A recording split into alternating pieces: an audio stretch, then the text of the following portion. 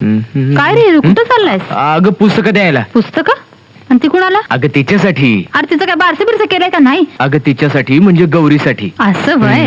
अरे मग नुसतं पुस्तकानं काय भागणार तिचं? मग अरे पोरगी एकली असती या, तिच्याजवळ बसावं, 4 गोष्टी कराव्यात. आता हे बी मॅच सांगायचं वय? अगं तू काय बोलतेस मला काय बी कळत नाही बघ. असू दे हा असू दे, माणसाने एवढं सॉंग बी आणू नये. अरे ती एवढी शिकलेली, तू एवढा शिकलेला. हे आहे मी एवढं शिकलोय तिला बोलली नाहीस ना? नाही बाई, मी आता काय नाही बोलले. हा. तुला सांगायचं असेल तर तूच सांग जा.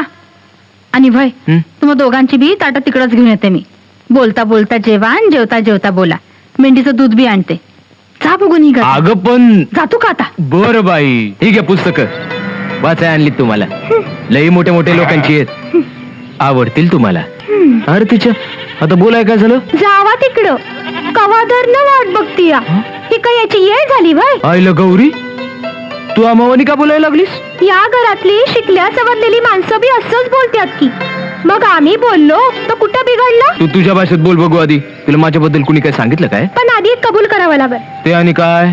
तुम्ही शेऱ्यातल्या वाणी शेरी बोलायचं इथनं पुढं. बर कबूल. आता तरी सांग कुणी काय सांगितलं? तुझ्या आबांनी. मायला बाकी एक प्रॉब्लेम मिटला. प्रॉब्लेम?